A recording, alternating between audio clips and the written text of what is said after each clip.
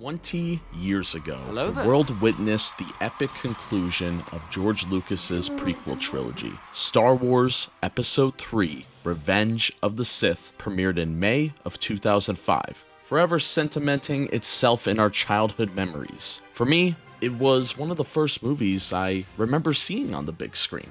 2 decades later, after a meme page, after a wrestling show revolving around Star Wars, we're here to celebrate Revenge of the Sith's 20th anniversary, reflecting on its creation, its cultural impact, and why it remains so beloved. This documentary is a journey back to that galaxy far, far away, blending nostalgia with historical insight. This is going to be one of the most extravagant retrospectives on this movie, and I am excited to show you all. So sit back and relax. This is Star Wars Episode 3, Revenge of the Sith, a 20-year retrospective. Now we'll revisit how George Lucas brought his visionary saga to life, explore what made Episode 3 the pivotal puzzle piece in the Skywalker story, and hear from fans and experts about the film's legacy. From groundbreaking visual effects to an unforgettable musical score, from the toys we played to the memes we share today, this is my love letter to Revenge of the Sith.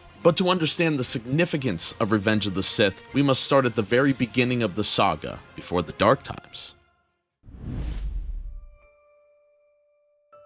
Star Wars didn't emerge fully formed in 1977. It was the culmination of one man's imagination, fueled by the stories he loved as a child. Much like, as children, we loved this movie. A young filmmaker named George Lucas grew up on Flash Gordon serials, fantasy novels, and the heroic tale of old. In the early 70s, Lucas dreamed of creating a space fantasy that mashed up the adventures of Flash Gordon with the mythology and the epic scope of Kurosawa's samurai films. He wanted to craft a modern myth, a fairy tale set in space that can inspire kids the way Flash Gordon and Buck Rogers had inspired him. In an interview with Dr. Jane, film historian, Lucas was a student of film history. He admired Kurosawa's The Hidden Fortress and John Forbes' westerns. He famously spliced elements from many genres: the samurai warrior code for the Jedi, World War II dogfight footage for the space battles, and even princesses and knights from classic fairy tales. The result was something entirely new, yet deeply familiar.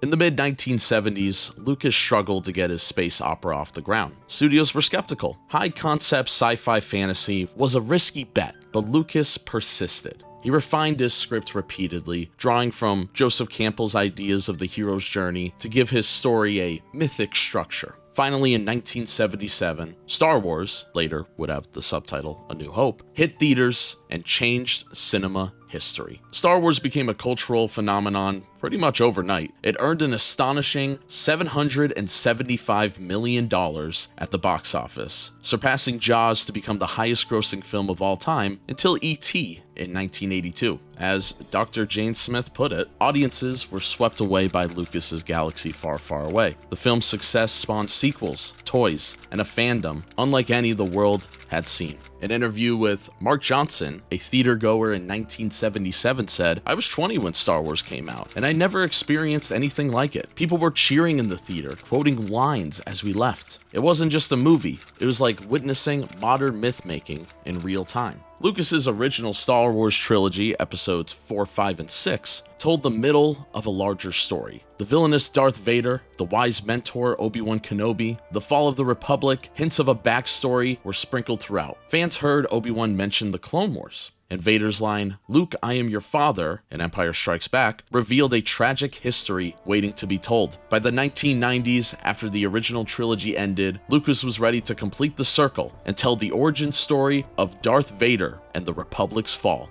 The result was the prequel trilogy, episodes 1, 2, and 3. An ambitious effort to fulfill Lucas's grand vision of a 6-episode saga about the rise, fall, and redemption of Anakin Skywalker. Interview from Sarah Miller, a Star Wars fan. "I'm a millennial, so the prequels were my Star Wars. I was born after the originals, and seeing Anakin's journey play out from innocent boy to Vader was incredibly impactful. George had this plan all along, and by episode 3, we finally got to see how everything fell into place." The prequels gave us the Republic at its height and the Jedi Order in action, but they also had a tough job of leading us to a predetermined endpoint. Anakin must turn to the dark side, and the Empire must rise. That weight fell especially on Episode 3. Revenge of the Sith was the story Lucas had been waiting to tell for decades. The saga's darkest chapter, but also the one that would complete his modern myth. Coming up, we dive into why Revenge of the Sith was the crucial final puzzle piece in Lucas's saga, and how it felt to finally witness the story we'd only heard about in the legend. By the time Revenge of the Sith was in production, fans around the world knew the tragic destination we were headed for. But knowing the end didn't dampen the anticipation, it heightened it. Episode 3 had to show Anakin Skywalker's fateful fall to become Darth Vader, the destruction of the Jedi Order, the rise of the Galactic Empire, and the shattering of the friendship between Anakin and Obi-Wan. In other words, Revenge of the Sith carried the emotional weight of the entire saga. Imagine the pressure on George Lucas around this time. When the film opens, it's been 3 years since the Clone Wars began. The galaxy is weary from conflict. Anakin is no longer the little boy or the impatient Padawan we met before. He's a war hero, a powerful Jedi Knight, but also a man ridden with fear and doubt. But those of us who grew up with Anakin, this was the moment of truth we had both dreaded and eagerly awaited. Lucas Seastrom, a Star Wars Archives researcher, said, "In Revenge of the Sith, Lucas set out to create what he called a Titanic in space, a tragic drama where you know disaster is coming,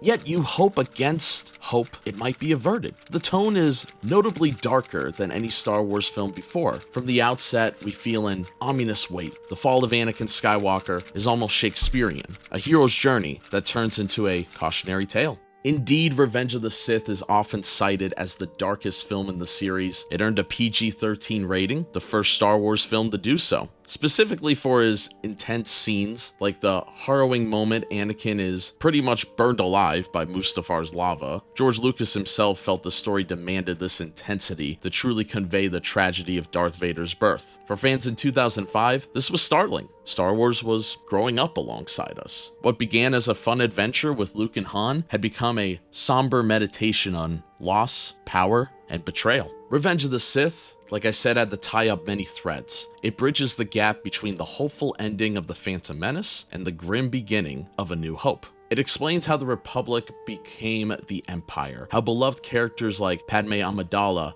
and the Jedi Knights could vanish from the stage, and how the twins Luke and Leia were born and hidden. The screenplay manages to hit all the marks, a 140-minute thrill ride. The result is a film that feels operatic in scope, equal parts epic action and heartbreaking drama. Kevin Williams, a film critic, said, "I'll never forget the first time I saw Anakin march on the Jedi Temple with clone troopers at his back. That image alone felt like the galaxy dying. By the time Obi-Wan shouted, 'You were my brother, Anakin. I loved you,' over the fires of Mustafar, there wasn't a dry eye in the house. We knew it had to happen, but it was still devastating. For those of us who were kids in 2005, Revenge of the Sith might have been our first brush with cinematic tragedy. The hero doesn't win in this one, the bad guys take over. Walking out of the theater, we carried that heaviness with us, and yet we also felt awe. We had just witnessed the completion of the story that began with Anakin Skywalker as a little boy. The puzzle pieces clicked into place. So that's how Darth Vader was born. That's how the Republic fell. It was immensely satisfying, in a bittersweet way.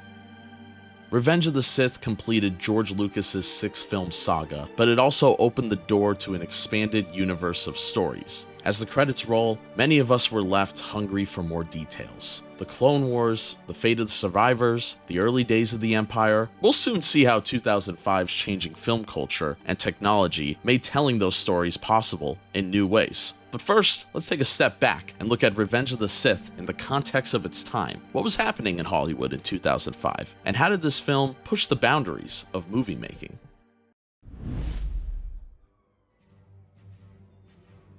The year 2005 was a pivotal time for Hollywood. Big budget blockbusters were evolving rapidly. Superhero movies were on the rise. Batman Begins premiered in 2005, rebooting The Dark Knight for a new era, and franchises were becoming Hollywood's bread and butter. Amidst this, Revenge of the Sith stood out not just for its story, but for its technological ambition. George Lucas, ever the pioneer, was pushing the envelope of digital filmmaking and visual effects. By episode 3, Lucas had fully embraced digital cinema. He famously shot the film entirely on high-definition digital cameras, a bold move at the time when 35mm film was still the norm. The movie was then showcased in select theaters via digital projectors, creating a new era where physical film reels would become a thing of the past. This was cutting edge in 2005. Lucas was essentially beta testing the future of movie making. An interview with John Knoll, the visual effects supervisor at ILM, on Revenge of the Sith, we were dealing with around 2,200 visual effects shots, an enormous number for the time. To put that in perspective, the original Star Wars had about 400 VFX shots, all done with models and optical printers. In 2005, we were blending digital techniques with practical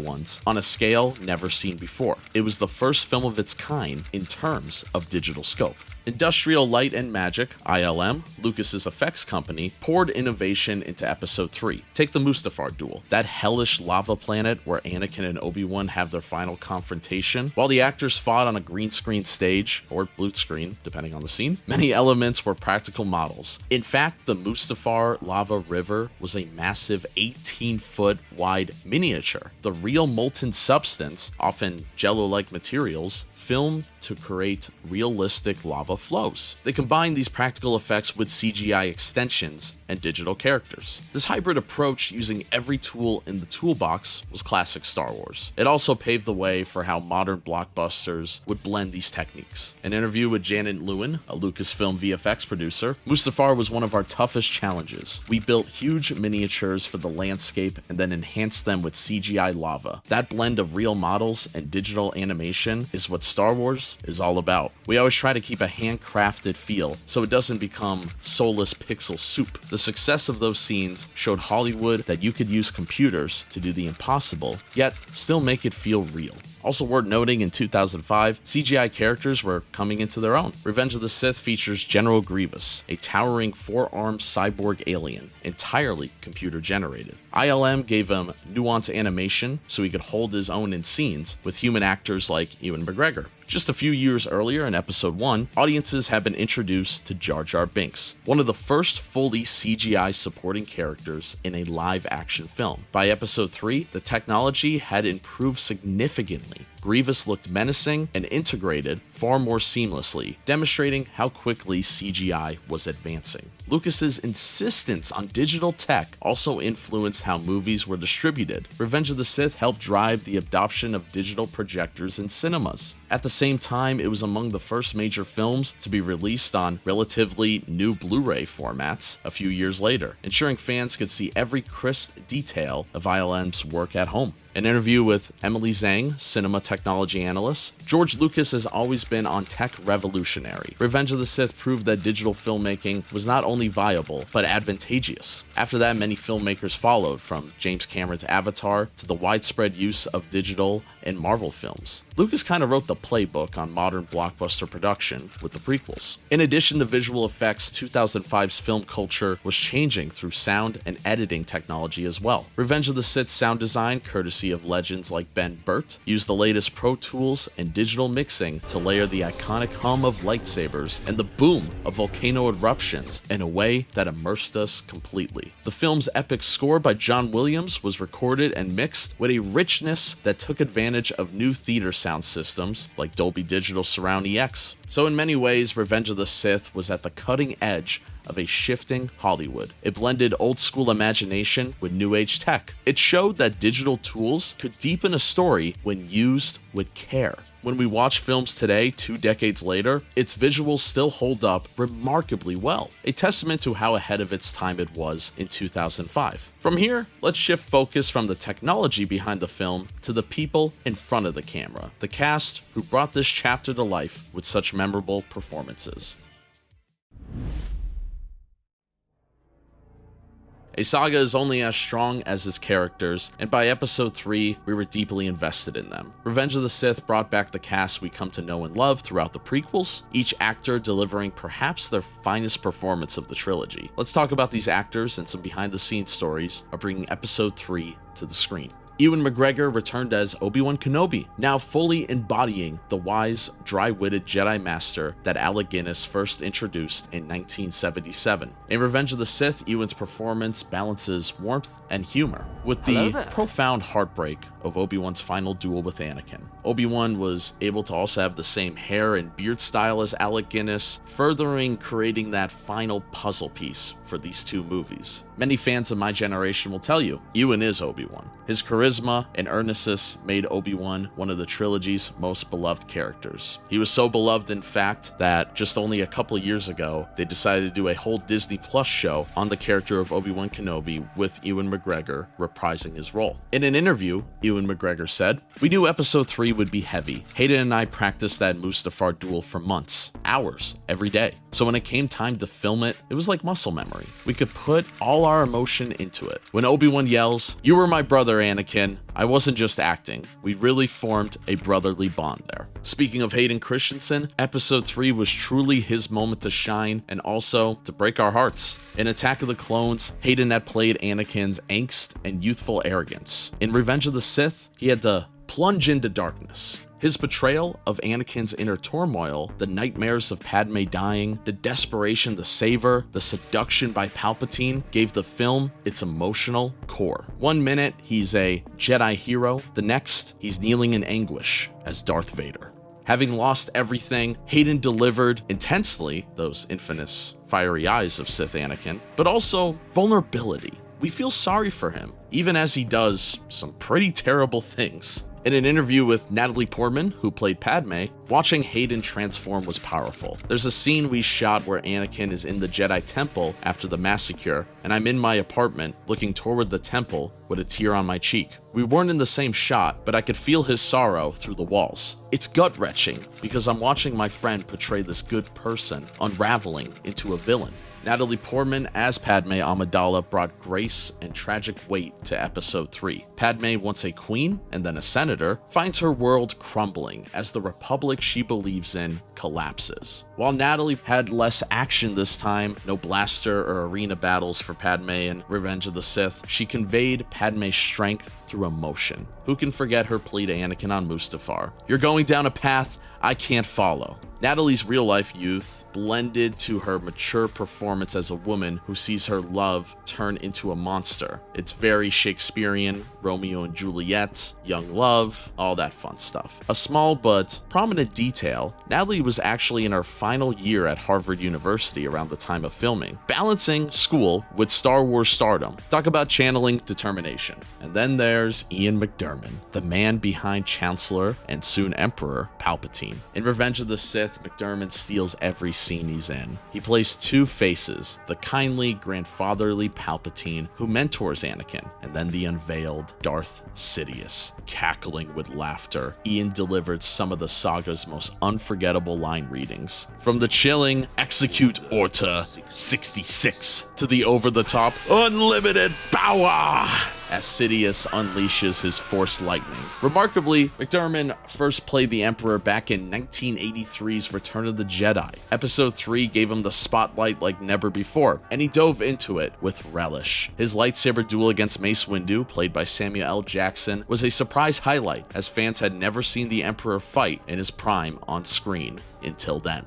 In an interview with Ian, he said, "I had far more to do in Revenge of the Sith than in any other Star Wars film. George said to me, 'This is your show now.' And I must admit, playing the deceiving politician and the devilish Sith Lord in the same film was delicious fun. The opera house scene where Palpatine tells Anakin about Darth Plagueis was my favorite. Just two people talking, but you could hear a pin drop on set. The tension was so high." The supporting cast of Revenge of the Sith also shown. Samuel L. Jackson returned as Mace Windu, stern and commanding to the end. Jackson had requested in earlier films that Mace go out in a blaze of glory, and he sure did. More on that later. Frank Oz provided the voice and soul of Yoda, whose duel with Sidious in the Senate chamber was both exhilarating and symbolic. Sir Christopher Lee briefly reprised his role as Count Dooku in the opening, giving us a memorable final duel. We even saw the return of Jimmy Smits as Senator Bail Organa, playing a key role in the birth of the rebellion as he witnesses the Jedi Temple attack. Anthony Daniels and Kenny Baker return as both C-3PO and R2-D2, loyal droids till the last, well, until a memory's wiped. Episode 3 tied their roles neatly into the original trilogy. Behind the scenes, there was some interesting casting anecdotes. For instance, General Grievous's cough was famously voiced by George Lucas himself. Lucas had a cough during the production and recorded it as a joke, which ended up in the film. Also, an early rumor was that Gary Oldman might voice General Grievous. He even did some preliminary voice work, but it didn't pan out. Ultimately, Matthew Wood at ILM voiced Grievous, giving him that sinister wheeze. And let's not forget Lucas's tradition of cameo appearances. In episode 3, he appears in blue face paint and in an elaborate costume as Baron Papa Noda in the Opera House scene. It's a blink and you miss it Easter egg that fans and myself love to point out. Now that we've celebrated the on-screen heroes, let's look at Revenge of the Sith and give a very detailed retrospective on the film.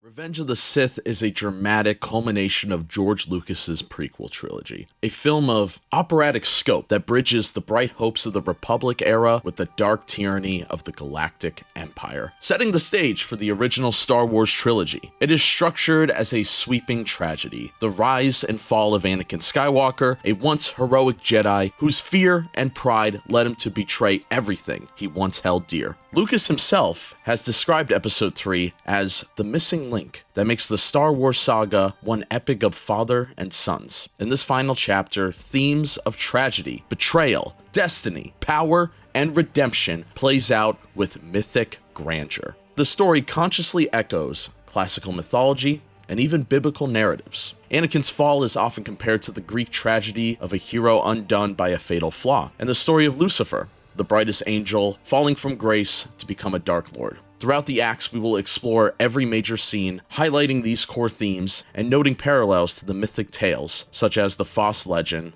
A Deal with the Devil, and other lore. Lucas's own insights from interviews, commentary, and behind-the-scenes documentaries will illuminate how this operatic tale was crafted. The tone of this analysis will remain appreciative and positive, treating Revenge of the Sith as the powerful mythic saga that concludes the prequels and leads into A New Hope. More or less, I'm not trying to do a Red Letter Media knockoff here. We're going to do something different here, so here is very in-depth retrospective on the movie itself. This is going to be broken down in a 3-act structure, so let's start with Act 1, a hero from the Clone Wars, but haunted by faith.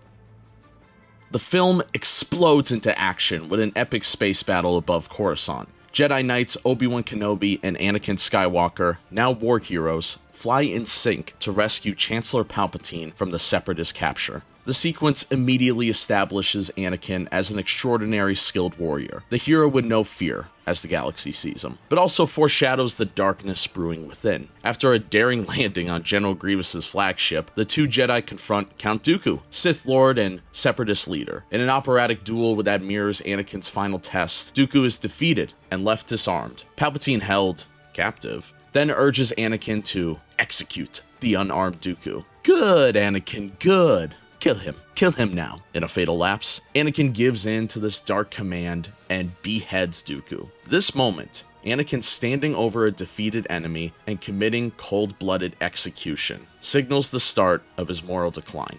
All Palpatine had to do was say, "Do it." The Jedi Code teaches mercy, so Anakin instantly feels guilt. I shouldn't have done that. It's not the Jedi way. But Palpatine, a father figure to Anakin, quickly rationalizes it. The scene plants seeds of betrayal, unbeknownst to Anakin. Palpatine was Dooku's Sith master and has engineered his own apprentice's demise in order to replace him with Anakin. This treacherous act is the Sith's way. The master betrays the apprentice and foreshadows how Palpatine will later treat Anakin. The ethical line Anakin crosses here, killing a prisoner at Palpatine's behalf, is a small Faustinian moment, a taste of forbidden power, echoing classic tragedy. Indeed, George Lucas intended this to mirror a choice Luke Skywalker would face in Return of the Jedi. Unlike Luke, who showed mercy, Anakin's decision to say yes to the urge for vengeance hits at a dark path ahead. With Palpatine rescued, Anakin and Obi-Wan return to the capital on Coruscant. Amid public celebration, Anakin slips away for a private reunion with his secret wife, Padme Amidala. Padme shares life-changing news. She is pregnant. Anakin is overjoyed.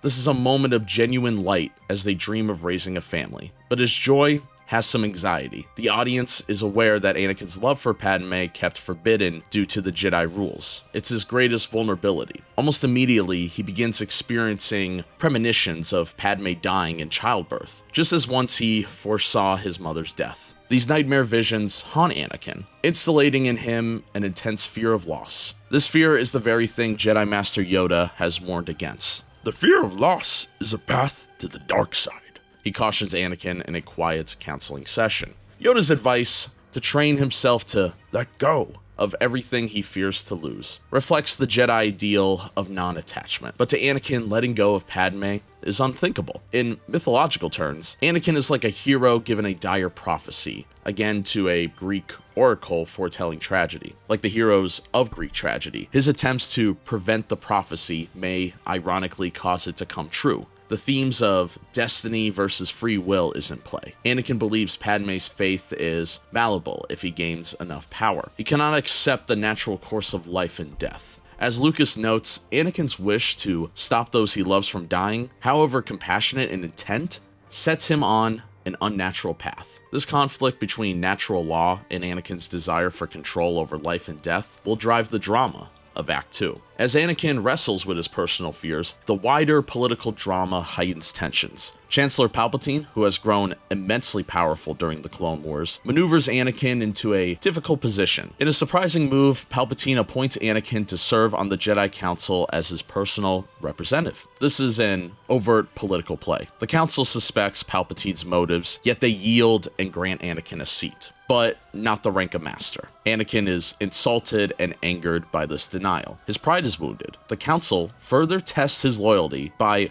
covertly asking him to spy on Palpatine's dealings, sensing the Chancellor may not relinquish emergency powers. Now Anakin feels torn between two loyalty bonds: his longtime membership under Palpatine, who has also flattered and supported him, and his duty to the Jedi, who now show distrust. This is one of the most underrated plot points, I think, in the movie of Revenge of the Sith. The fact that the Jedi Council told Obi-Wan to do it is pretty shady of the Council, even though Palpatine's being shady this whole time. You really see both sides on this, surface level situation. We know Palpatine is the big bad guy, but in Anakin's mind, we could kind of see both sides of how he's feeling. The scenario brims with betrayal on both sides. Anakin himself calls the Jedi Council's requests treacherous, and he begins to see the Jedi as politically self-interested. Palpatine masterfully exploits this doubt. In private conversations, he suggests the Jedi do not trust Anakin and are conspiring against the Senate. Like the whisperings of Lagoo in Shakespeare's Othello, Palpatine manipulates Anakin's perception, nurturing a sense of betrayal and paranoia. In fact, some analysis compare Palpatine's role to Lago, sowing lies to turn the honorable Othello, Anakin, against those he loves. At the same time, Padme, now a senator, voices gentle concern about the Republic's dark direction, even suggesting that democracy is dying to thunderous applause. Her famous line, "So this is how liberty dies with thunderous applause," during Palpatine's emergency session, underscores the political tragedy unfolding.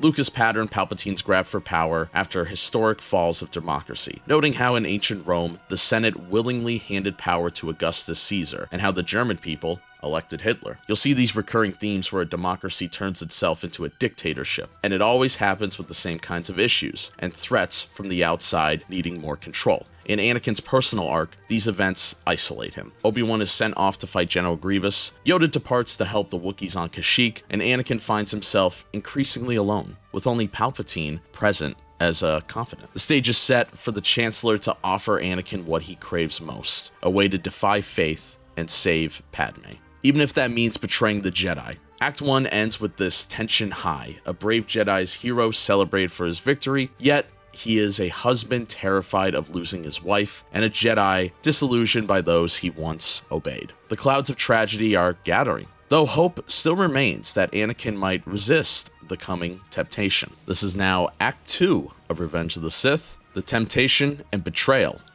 In the heart of Act 2 comes one of the saga's most pivotal and famous scenes. Anakin is summoned to Palpatine's private box at the galaxy's Opera House. Amid the eerie blue glow of the Mon Calamari Ballet, Palpatine weaves a tale that will change the galaxy's fate. The tragedy of Darth Plagueis the Wise. In this hushed conversation, Palpatine drops his mask, speaking not as a politician, but as a student of the dark side, probing Anakin's deepest fear. He recounts the legend of a Sith Lord so powerful, he can even keep the ones he cared about from dying. The effect on Anakin's face is palpable. He's transfixed. Palpatine is effectively offering Anakin the forbidden knowledge he seeks, a promise of power over death, without explicitly stating the price. This moment echoes classic literature. The devil offers Voss secret knowledge and power in exchange for his soul. Lucas directly likens Anakin's situation here to Voss. Ian McDiarmid even noted his character becomes worse than the devil by this film. He's whispering to the hero's ear. The themes of destiny, power, and betrayal converge tightly. Palpatine frames the Jedi as too dogmatic and selfish to teach such power, suggesting the Jedi would never tell you this story. He casts the Jedi as betrayers of Anakin's trust, while positioning the Sith as saviors. The inversion of good and evil. Good is a point of view, Palpatine says, is deeply satanic in biblical sense. Mythologically, Anakin in this moment parallels Eve and Adam, offered the forbidden fruit, or Pandora enticed to open the box, a moment of yielding to temptation that will unleash tragedy. The opera scene's tone is darkly operatic itself. The music is low and foreboding, Palpatine's voice is calm, and the visual of the opera box suggests Anakin is being convinced by Sidious's word. By the end of the tragedy of Darth Plagueis, Palpatine has Anakin exactly where he wants him, desperate to learn more. We, the audience, realize that Palpatine is essentially outing himself as a Sith. Only a Sith would know such secrets. But Anakin is too enticed to recoil. In Lucas's words, when you get down to where we are in the story, you get somebody who's going to make a pact with the devil. I want the power to save somebody from death. I'm going to go to the Dark Lord to allow me to have this. It's Faust. This scene is the turning point. The moment Anakin begins to truly consider betraying the light for the sake of personal attachment. It's tragedy in motion. We know he's being lied to. The Sith cannot really grant him immortality power, yet we understand why Anakin is seduced. The promise of preventing Padme's death is all he could think of. The theme of tragedy is even voiced by Palpatine in the story. Darth Plagueis could save others, but not himself. A grim irony that foreshadows Anakin's own faith. While Anakin is drawn closer to Palpatine, the war reaches a climax elsewhere. The Jedi Council discovers that separatist General Grievous is hiding on Utapau, and they dispatch Obi-Wan Kenobi to eliminate this last major threat. Obi-Wan and Anakin have a farewell scene on the landing platform, an emotional moment that highlights their brotherly bond one last time before the darkness falls. Obi-Wan tells Anakin, "Goodbye, old friend,"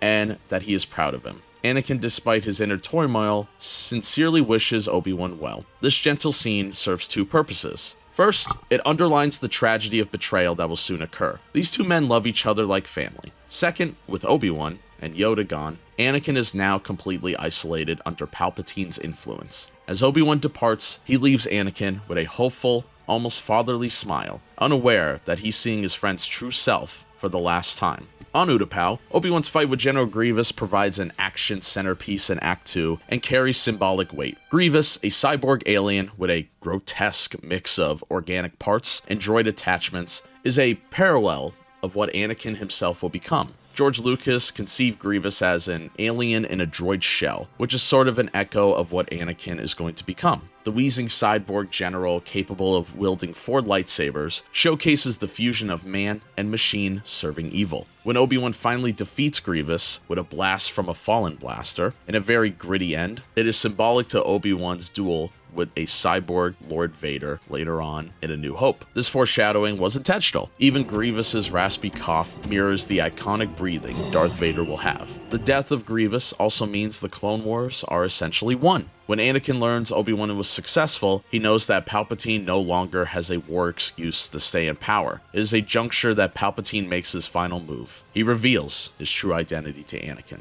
Back on Coruscant, Anakin's suspicious and perhaps subconscious knowledge reach ahead. Palpatine invites Anakin to his private office after Obi-Wan's victory. There, Palpatine finally drops all the pretense. He calmly admits to Anakin, I know all about your nightmares. I know what you feel. Use my knowledge. I beg you. Anakin's eyes widen. The Chancellor is implying he is the very Sith Lord they've been hunting. When Anakin explains, "You're the Sith Lord," Palpatine does not deny it. Instead, he tempts Anakin one last time. "Become my apprentice. Learn to use the dark side of the Force. Only through me you can achieve a power greater than any Jedi. The power to save Padme." At this instant, Anakin is faced with a fatal choice. Do his duty as a Jedi and arrest or kill the Sith Lord, or spare Palpatine in hopes of learning the secret to save Padme. He ignites his lightsaber and even threatens Palpatine, wrestling mightily with his conscience. He sees tears in Anakin's eyes. He feels trapped by destiny. In a last shred of goodness, Anakin decides to report Palpatine's treachery to the Jedi Council rather than strike him down. But we also sense it's not out of moral clarity alone. He quickly tells Palpatine, "I will discover the truth of all this," indicating he is not rejecting Palpatine's offer, merely postponing it. The theme of betrayal is keenly felt. Anakin has discovered that his longtime mentor was lying all along, the orchestrator of the war and the Jedi's mortal enemy.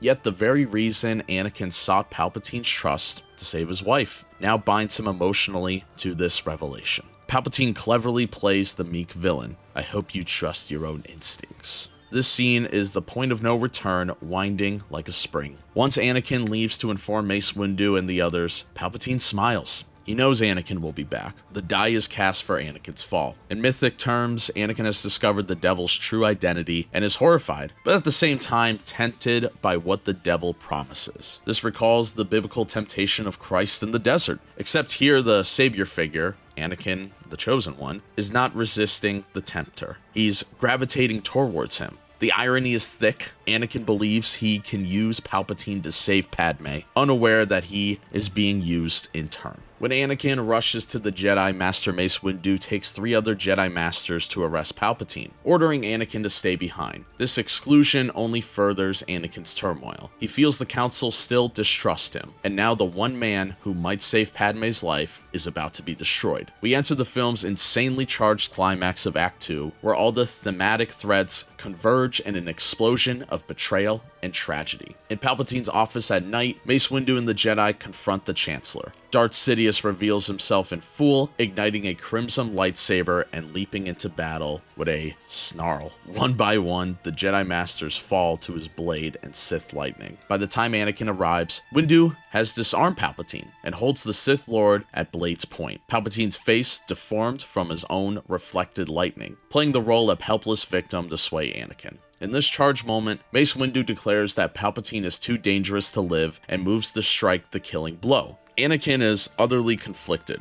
If Palpatine dies, so does Anakin's hopes of saving Padme. If Palpatine lives, the Jedi Order will be betrayed. In a heartbeat of desperation, Anakin intervenes. He pleads with Windu not to kill Palpatine, then suddenly slashes Windu's hand off. This moment is Anakin's point of betrayal. He raises his sword against a fellow Jedi Master to protect the Sith Lord. Palpatine seizes the opening, blasting Windu with Force lightning and hurling him out the window to his death. Silence falls as Anakin realizes what he has done. He says, "What have I done?" He gasps, horrified. Palpatine, with uncanny calm, tells him this was necessary. The Jedi would have killed them both. Now he says, "You are fulfilling your destiny."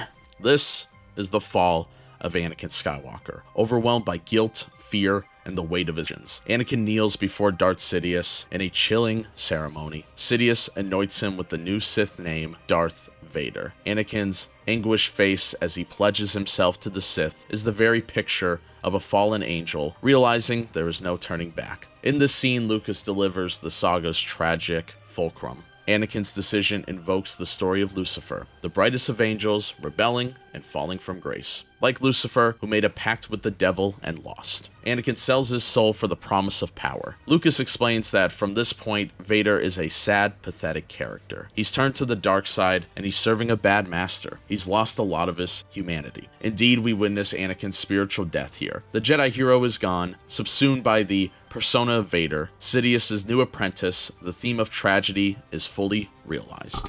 Anakin betrays his closest friends and his own ideals for the sake of an illusion. In classic tragic form, the very act meant to prevent Padme's death saving Palpatine, is what sets in motion the events that will cause Padme's demise. This pact with darkness is the crucial parallel to mythic literature. It is Anakin's personal deal with the devil, much like Faust or Macbeth, where the protagonist knowingly chooses evil, thinking it will secure a desired outcome. Immediately, Sidious commands Vader to prove his loyalty by committing atrocities, the orders to destroy the Jedi. Anakin, through tears well in his eyes, accepts without protest. His betrayal is now absolute. He will turn his sword against the very order he swore to protect. Act 2 concludes in somber darkness. The Republic's proudest Jedi Knight has become a Sith Lord. The grand tragedy has been set in motion, with Act 3 poised to show a fiery, operatic consequence of Anakin's choice. Act 3,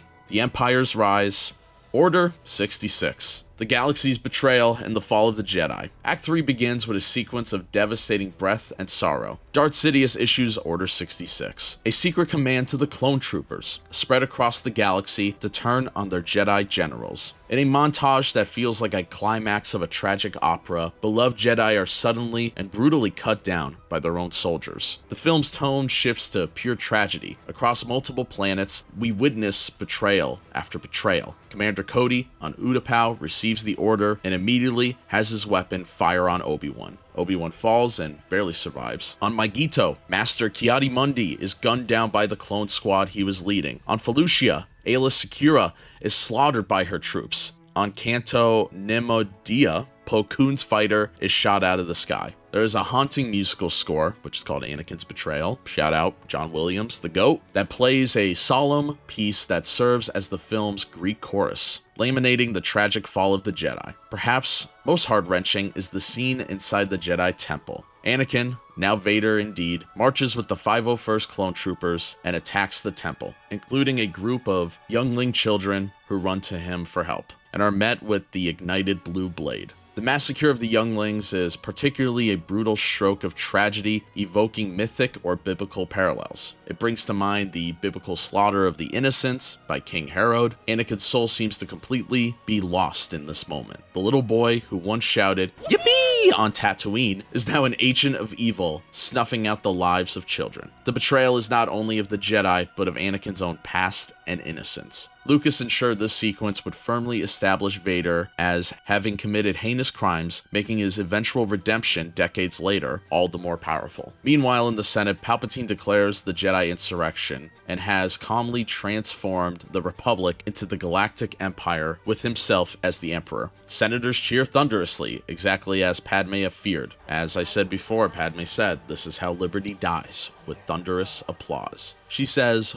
voice cracking. The political tragedy is now complete. Democracy has yielded to dictatorship under the guise of security. Lucas deliberately mirrored historical tyrannies here, just as the Roman Senate gave emergency powers to Caesar and never got the Republic back, or how the German people accepted the Nazi regime. The Galactic Senate vows its freedom in acclaim. The themes of power and destiny intermingle. Palpatine claims it as a safe and secure society being born, but in truth it's a culmination of his long-laid plan. In mythic terms, this is the Emperor's rise, an age of darkness, descending, akin to Sauron's domination in Tolkien's mythology, or the night that falls in Ragnarok. Only a few lights flicker against the dark. Yoda, on Kashyyyk, feels the depths through the Force and manages to strike down his traitorous clones, escaping with the help of the Wookiees. A brief Chewbacca cameo right here, shout out to Chewie. And Obi-Wan, having survived on Utapau, reunites with Yoda. Together with Senator Bail Organa, they return to the Jedi Temple in secret, grappling with the grim reality that their comrades are dead and the Republic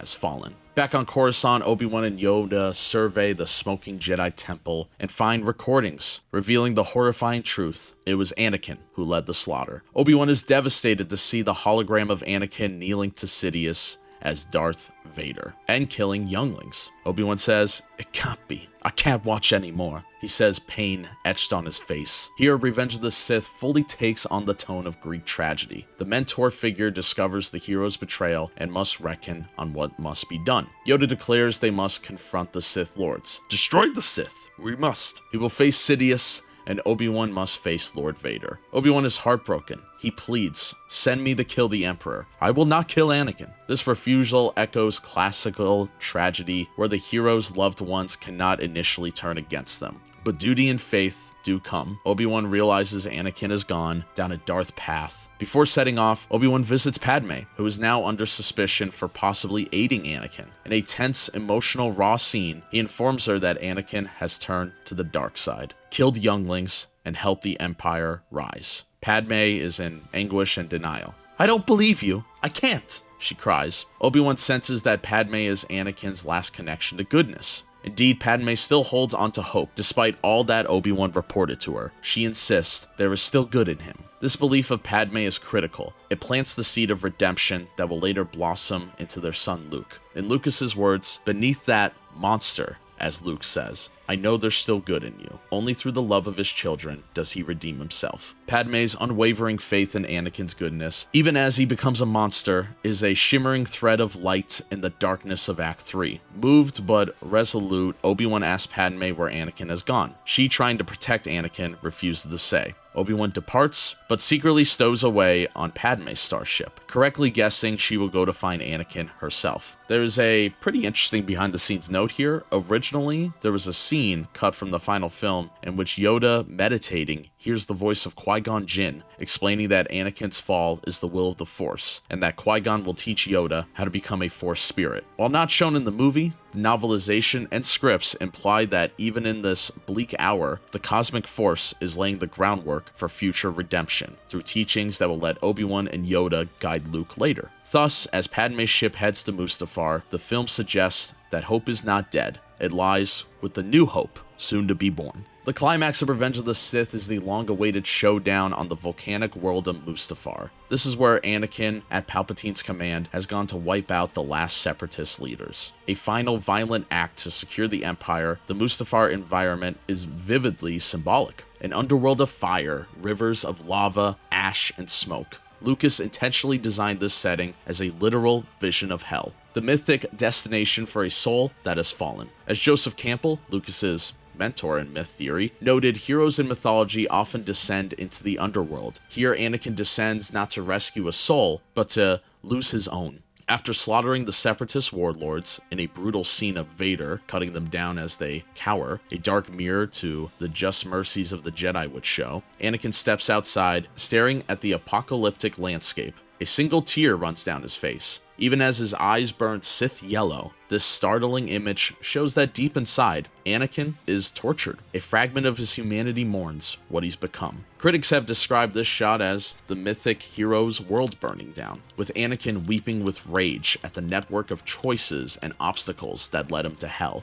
It encapsulates the tragedy. He has everything he had thought he wanted: unlimited power, an empire, and supposedly the means to save Padme, yet he is more miserable than ever. At this peak moment, Padme's starship arrives. She rushes out to meet Anakin, desperately seeking the good man she loved. What follows is an emotionally charged confrontation on the landing platform, played with Shakespearean intensity. Padme implores Anakin to leave this nightmare he's created. "Come away with me. Help me raise our child. Leave everything else behind while we still can." For a flicker of a moment, Anakin's old self surfaces. He is surprised and overjoyed to learn he is going to be a father, but the dark side's grip is tight. He responds with a grandiose delusion. He proclaims that now he has the power to overthrow Palpatine, and together he and Padme can rule the galaxy. "Make things the way we want them to be." Padme is horrified. This is not the Anakin she knows. She realizes Obi-Wan was right. Anakin has changed, consumed by the lust for power. She backs away as Anakin rants about the Jedi's betrayal and his new empire. At this moment, Obi-Wan appears at the top of the ship's ramp. Anakin's face changes into rage and suspicion. In his eyes, Padme has betrayed him by bringing Obi-Wan. "Liar!" he shouts at Padme, assuming she is working with Obi-Wan against him. The tragedy reaches a fever pitch as Anakin, in a fit of anger, uses the Force to choke Padme into unconsciousness. The very person he turned to the dark side to save, he is now brutally harming. A heartbreaking fulfillment of the self-fulfilling prophecy. This is a strong comparison of the Greek tragedy like Oedipus unwillingly enacting the prophecy he tried to avoid. Anakin creates circumstance of Padme's death by his own hand.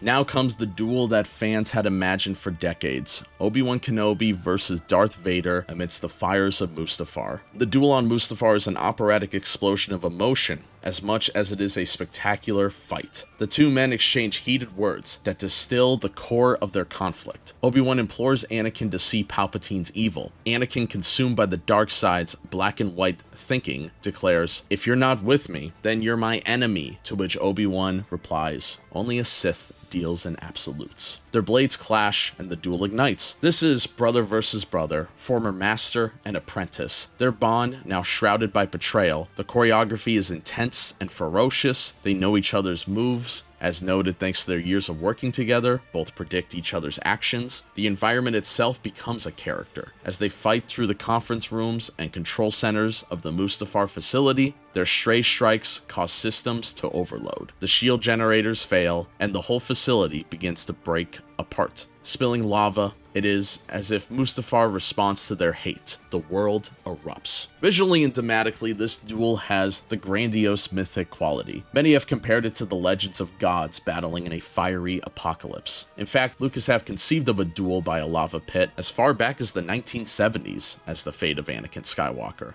Now fully realized on screen, it fulfills that mythic promise. At one point, the combatants even ride on floating platforms down a river of lava, invoking imagery and souls drifting on the river Styx in the underworld. The visuals of two blue lightsabers swinging against a hellish red-orange backdrop is striking, an epic downfall of elemental gestures, as one analyst put it. This is probably the most iconic image from Revenge of the Sith, is those two lightsabers clashing over lava. It truly is iconic, and I really like that they kept Anakin's blue lightsaber. From a visual, of course, blue and orange look really good together, and just from a point of view where Anakin is still holding on to being a Jedi Knight. He hasn't fully become Darth Vader yet. There's still a little debate in his head. Dramatically, the dialogue is heart-wrenching. Obi-Wan appeals to the good in Anakin. "I have failed you, Anakin. I have failed you." While Anakin's response is full of bitterness and Sith dogma. "From my point of view, the Jedi are evil." This is an overwhelming sense of destiny unfolding, the long friendship unraveling in the violence that both characters feel was fate, yet desperately wish they have been averted. Finally, the duel reaches its famous conclusion on a black, sandy bank above a lava flow. Obi-Wan flips to the high ground on the slope of the lava river, gaining a superior position. He calls out, "It's over, Anakin! I have the high ground!" But Anakin's hubris, his tragic flaw of overconfidence and pride, will be his final undoing. Snarling, "You underestimate my power!" Anakin attempts an aerial leap to attack Obi-Wan, a reckless move Obi-Wan had explicitly warned against. In one swift motion, Obi-Wan strikes, severing Anakin's remaining organic arm and both legs at the knees. Anakin tumbles down and rolls close to the lava's edge. Now the duel ends not with a bang, but with a devastating emotional crescendo. Obi-Wan steps forward, looking at his defeated friend. Anakin, eyes full of hate, tries to crawl up the ashy slope with his one mechanical arm. His severed limbs aflame, Obi-Wan voice shaking, delivers the saga's most tragic monologue. "You were the chosen one. It was said you would destroy the Sith, not join them. Bring balance to the Force, not leave it in darkness." Here, Obi-Wan articulates the full weight of betrayal and lost destiny. Anakin was the prophesized hero, born of no father, destined to bring balance, and now he has become the very evil he was meant to eradicate. Anakin, in agony and fury, screams back, "I hate you!" Obi-Wan, tears in his eyes, responds with a line both loving and heartbroken. "You are my brother, Anakin. I loved you." This exchange is operatic in its emotion, reminiscent of the tragic finales in opera or Shakespeare. One might think of Brutus and Caesar, or of Othello realizing what he has done. Except here, Othello survives as a monster.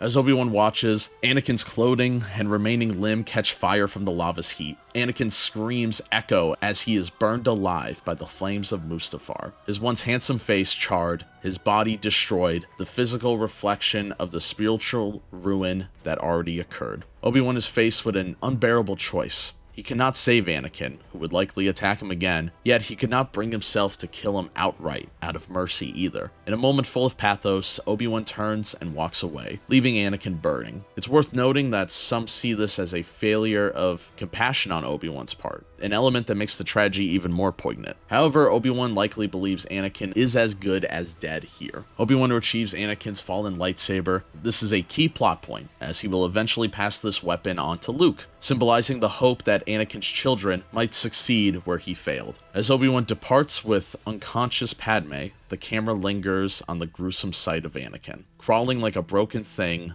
engulfed in flames, Anakin Skywalker is effectively dead. All that remains will be Darth Vader, more machine now than man. This entire duel sequence, culminating in Anakin's destruction, is the climax of the film's theme of power and its price. Anakin sought power over life and death, and in doing so, he lost his own life, in a metaphoric sense, and nearly the literal sense. It's a cautionary tale as old as myth, like Icarus flying too close to the sun. Anakin's soaring ambition and refusal to heed warnings had sent him plummeting to Earth, wings burned. Lucas underscores this by later explaining that Anakin's injuries drastically reduced his potential. He ended up losing his arms and legs and became partly a robot. A lot of his powers are curbed. He wanted this superpower, but that got derailed by Obi-Wan. Thus, the theme of destiny is paradoxically fulfilled. Anakin does bring balance, but not in the way anyone expected, and only after enduring decades of suffering, largely of his own making.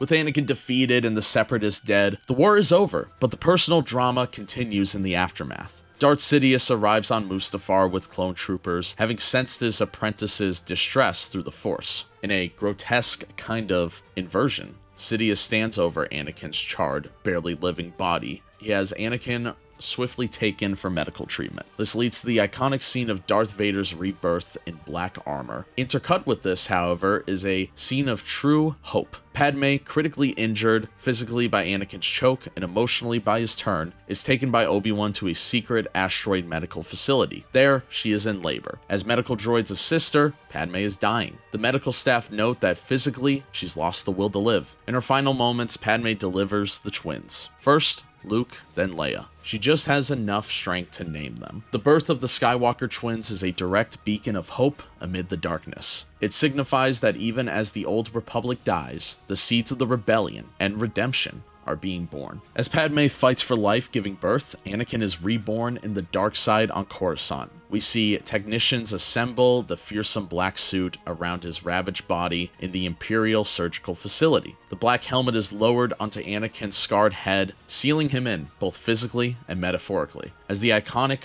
Darth Vader. The table rises, and Vader takes his first mechanical breaths. Palpatine watches, gleeful at the monster he created. This scene carries metatextual and mythic weight. It's filmed like a dark rite, complete with eerie lighting, and the Emperor overseeing like a dark priest, in a classic monster movie homage. Lucas was inspired by Frankenstein. Vader staggers off the operating table, his arms restrained, and asks in a deep, unfamiliar tone about Padme. Palpatine, in cold manipulation, lies. "It seems in your anger, you killed her." This lie cements Vader's despair and total submission, with Padme apparently gone, and he has nothing left but the dark side. Vader unleashes the famous "No!" that echoes through the chamber. Some sees this as melodramatic, but the operatic context of Revenge of the Sith, I think it fits. It is the tragic cry of a man who realizes it's too late, he has lost everything. Through this twisted Sith baptism, the film makes literal what Obi-Wan later tells Luke: the good man in your father was destroyed. Anakin is now entombed in the armor of Vader, a machine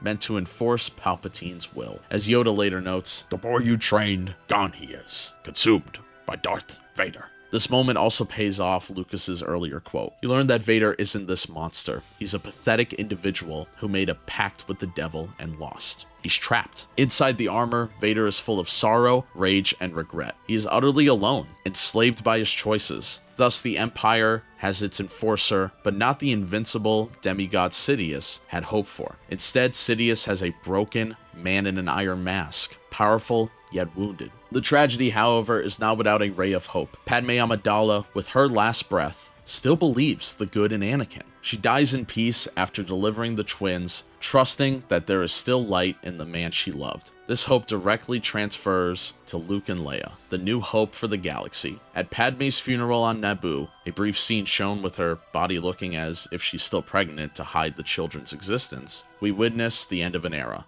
In the final minutes, the film delivers a series of resolutions that explicitly connect to Episode 4. At the Imperial docking bay, Vader silently joins Emperor Palpatine as they oversee the construction of the first Death Star, a skeletal dish being assembled in orbit.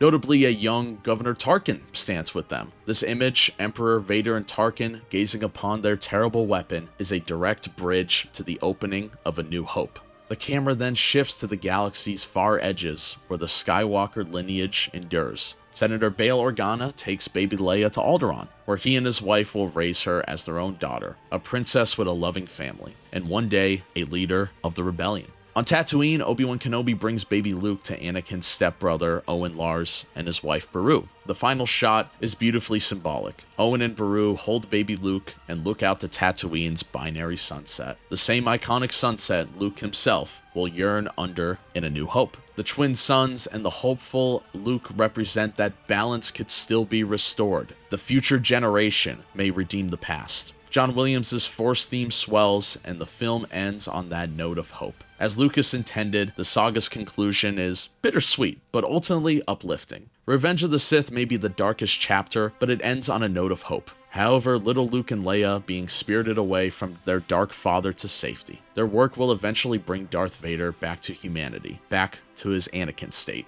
We now understand that will come to pass through the unconditional love and compassion that Padme and later Luke and Leia will have for Anakin. The good, buried in Vader, will one day be rekindled. From the somber choral music of Order 66 to the climactic duel sweeping score, The Battle of Heroes, the film wears its grand opera influences proudly. Lucas often said he envisioned Star Wars in operatic terms, larger-than-life emotions, and mythic themes set to music. Nowhere is this more evident than in Revenge of the Sith. The entire final act has minimal dialogue at times, letting visuals and music tell the story, much like an opera where it conveys the emotional narrative. Yoda's duel with Sidious in the Grand Senate Arena is another operatic image. The evil Emperor hurling Senate podiums at Yoda amid the empty Congress, cackling with glee as if symbolically destroying the democratic order. Yoda fails to defeat Sidious. He narrowly escapes with Bail Organa's help, illustrating that the old Guardians have fallen and must go into exile. This failure further emphasizes that the new hope must come from the Skywalker children. Lucas sprinkled many such mythic and symbolic touches in this act. For instance, when Sidious declares the Empire, he invokes thunderous applause, akin to how Roman senators acclaimed Augustus. And when Obi-Wan delivers Luke to the Lars homestead, he fades into the desert wearing Jedi robes,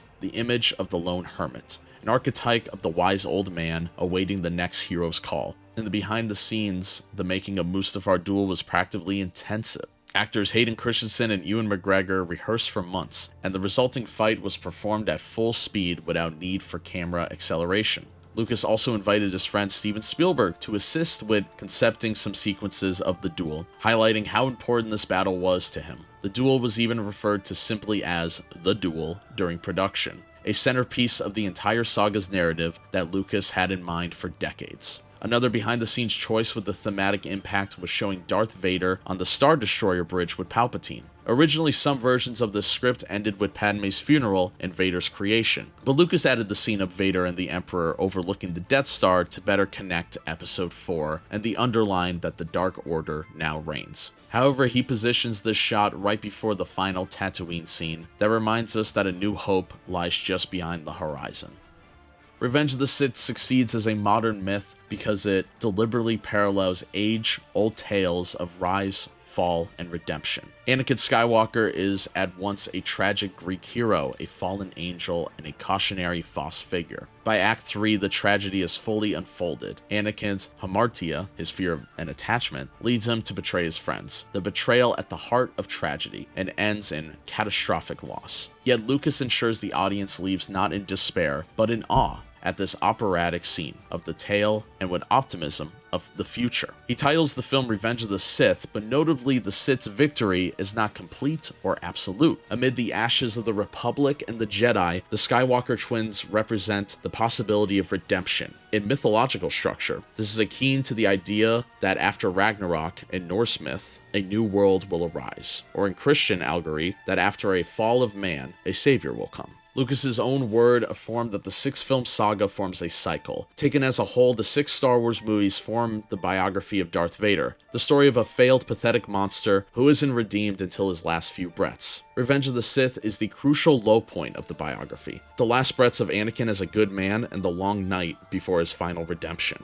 The film's operatic and mythic grandeur was recognized even by contemporary reviewers, who noted it was the saga's darkest and most thematically rich entry, tying together politics and myth. By treating the material with earnest dramatic weight, Shakespearean dialogue, intense performances, and grand visual metaphors, Lucas created a space opera that feels truly operatic. The grandest third act in space operas, as one reviewer celebrated. In the final accounting, Act 3 of Revenge of the Sith leaves the audiences with a powerful mix of emotions. Sorrow for Padme's death and Anakin's tragic fall, but also hope steered by the sight of baby Luke under Tatooine's twin sons. The core themes resonate strongly. Power has corrupted, absolutely. Destiny has been fulfilled in the darkest way, and yet the possibility of redemption glimmers. As Obi-Wan hands Luke to the Lars family, we remember Padme's final words. There is good in him, and know that disbelief will one day be vindicated. Thus, while Revenge of the Sith serves as a somber and fitting conclusion to the prequel trilogy, paying off the tragedy that was always at the heart of Anakin's story, it also beautifully sets the stage for the original trilogy, where that tragic tale will transform into one of redemption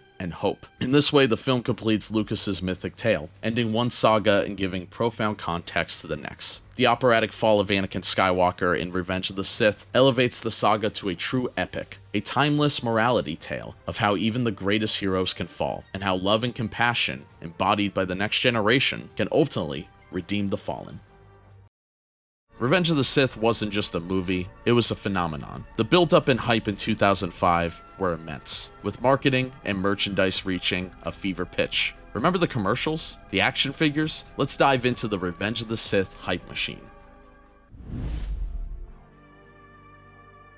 In 2005, it was impossible to escape Star Wars Revenge of the Sith. The marketing and merchandising blitz was unprecedented. Lucasfilm and 20th Century Fox went all out to make sure everyone, from the youngest Padawan to the oldest Jedi Master, knew that the final Star Wars episode was coming. The campaign hit every corner of consumer life. You walk into Walmart or Target and find the entire aisles devoted to Revenge of the Sith toys and merchandise. Hasbro, which had struck that $200 million deal to license Star Wars toys through 2018, flooded stores with action figures of every character and creature imaginable. I had toys of characters that I didn't even think were in the movie. Kids like me were pestering our parents for the latest Anakin to Vader figure, or the new, cool, buildable lightsabers. In fact, 2005 Star Wars toy line was so massive that it rivaled Phantom Menaces in 1999, and those had brought in hundreds of millions in sales. In an interview with Jim Silver, toy industry analyst, I recall that in spring 2005, Star Wars toys were literally everywhere. Retailers reported huge pre-orders. That year, Star Wars toys topped sales charts just like in '99. It helped that Darth Vader was front and center on the packaging, an incredibly iconic image that drew kids and collectors alike. And collectors were in heaven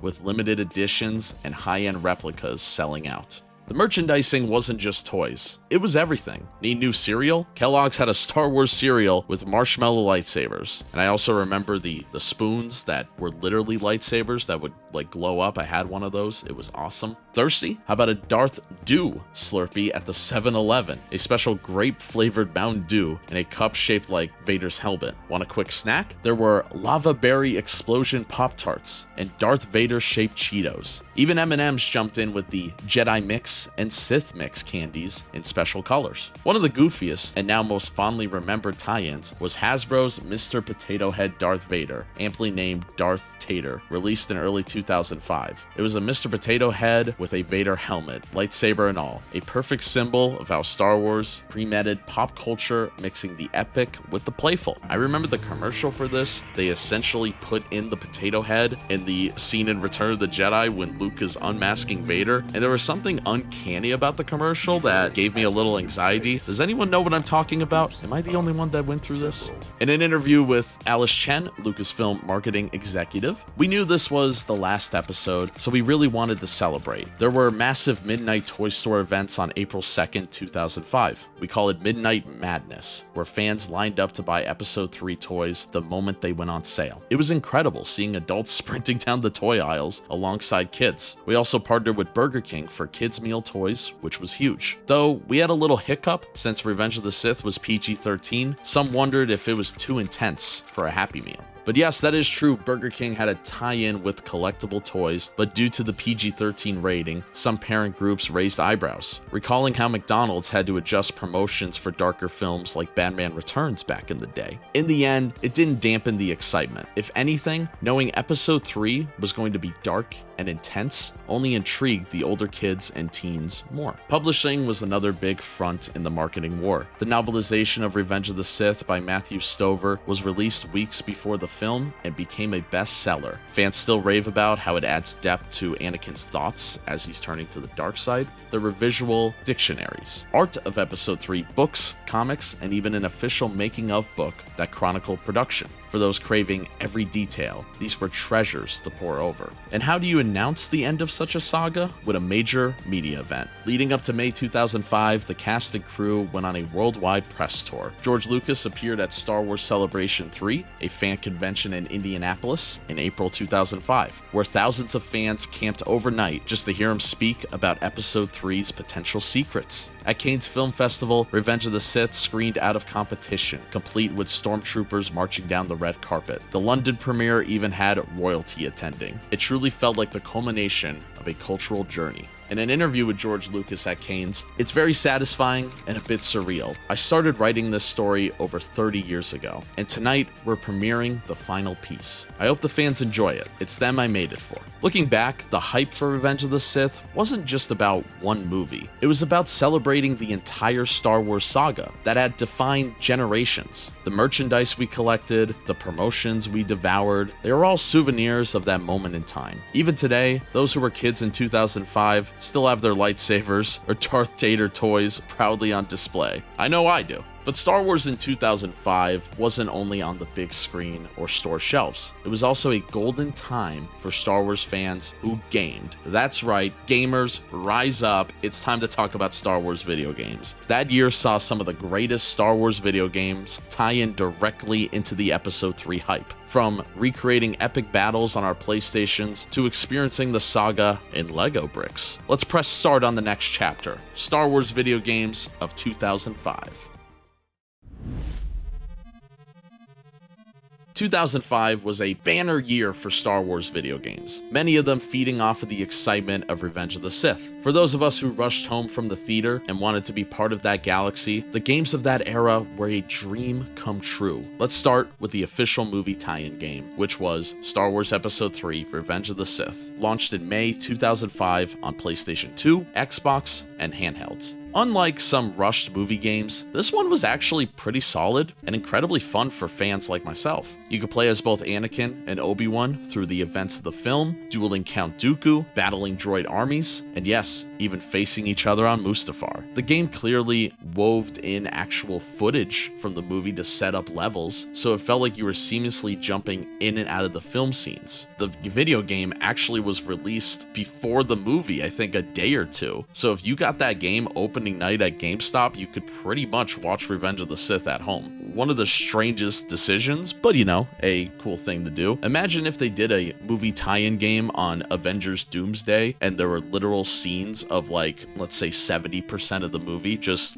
sitting on your Xbox. That'd be insane now. One of the coolest features was that the Episode 3 game offered an alternate ending. If you, as Anakin, managed to defeat Obi-Wan in the final duel, something impossible in the movie's canon, the game rewarded you with a what-if scenario. Anakin kills Obi-Wan, then confronts Emperor Palpatine and slays him too, declaring himself ruler of the galaxy. It blew our minds. A dark side ending where Vader reigns supreme. Of course, it wasn't canon, but just having that bonus level was a thrill, and it became something of a legend among fans, later widely shared on YouTube once that became more of a thing. In an interview with David Gamer, age 12 in 2005, I remember unlocking the alternate ending in the Episode 3 game and running to tell my friends at school, guys, in the game, Anakin wins on Mustafar. We all knew it was just pretend, but it was wild. It's like getting to play on an Elseworld Star Wars story. On the multiplayer front, Star Wars Battlefront 2, the original 2005 version, and not the later reboot, was released in late 2005, and it's often hailed as one of the best Star Wars games ever. It was the perfect companion to Episode 3. You could fight in huge battles as a clone trooper or battle droid, and this sequel added something special: playable Jedi and Sith heroes. For the first time, you could be Anakin slicing through enemies on Mustafar, or play as Yoda on Kashyyyk, or even Emperor Palpatine shooting lightning. The game's story campaign followed the 501st Legion, Vader's fist, as some would call it, from the Clone Wars into serving under Darth Vader himself, giving us a trooper's eye view of the transition from Republic to Empire, which tied in brilliantly with the film's events. And the space battle levels? Chef's kiss. You could pilot and destroy the ship from the outside, or you could destroy it on the inside if you're not into flying, if you believe flying is for droids, as Obi-Wan would say.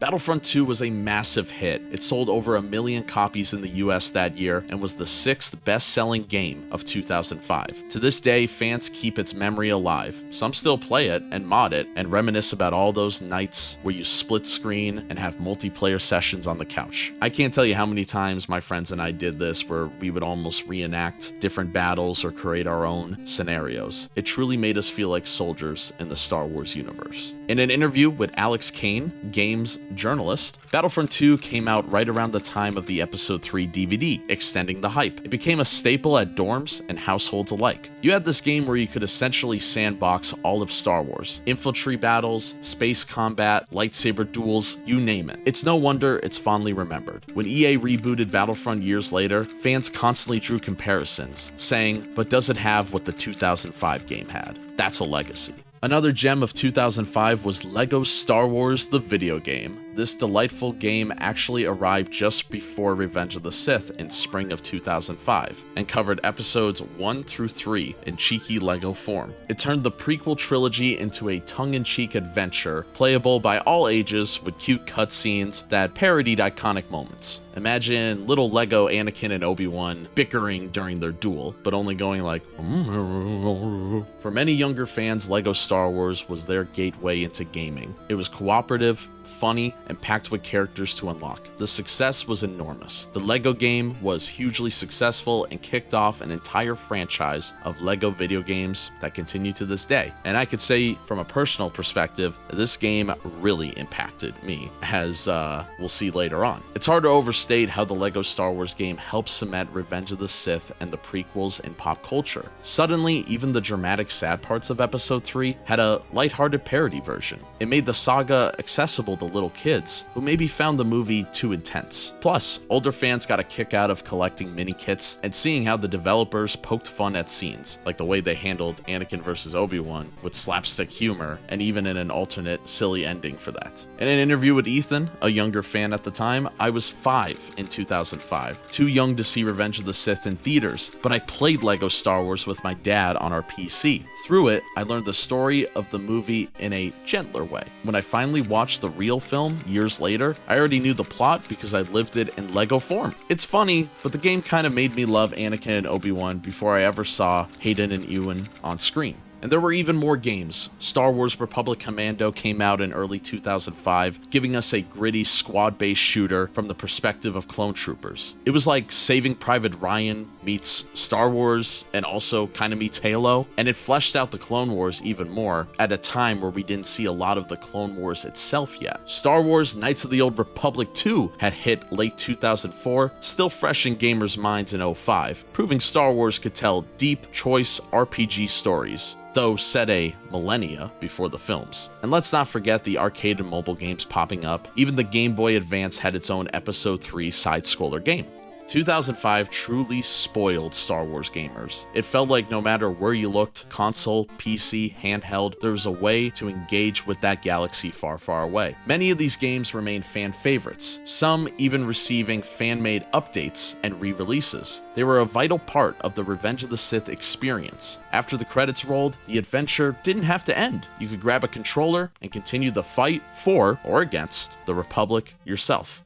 Now, while live action and games were keeping us busy, there was also something special on TV that bridged the gap to Revenge of the Sith, an animated series that ran just before Episode 3, adding layers to the story and characters. Let's talk about the Clone Wars micro-series, a 2D cartoon that was small in episodes, but huge in impact. Imagine this. It's late 2003. You've just seen Attack of the Clones and you're hungry for more Star Wars, especially the legendary Clone Wars that Obi-Wan mentioned way back in 1977. Then on Cartoon Network, these bite-sized episodes started airing, 2 or 3 minutes each in a bold, stylized animation. This was Star Wars Clone Wars, often called the 2D Clone Wars to distinguish it from the later 3D series. And it was our first real glimpse into the Clone Wars on screen, leading right up to Revenge of the Sith. Genndy Tartakovsky, known for Samurai Jack, brought his dynamic, action-packed style to Star Wars. The series aired in 3 seasons between 2003 and 2005. The first 2 seasons were extremely short episodes, often dialogue-free and focused on action, while the 3rd season in 2005 had longer episodes, about 12 minutes each. Collectively, they filled the story between episodes 1 and 2, and did so brilliantly. The show even won multiple Primetime Emmy Awards for Outstanding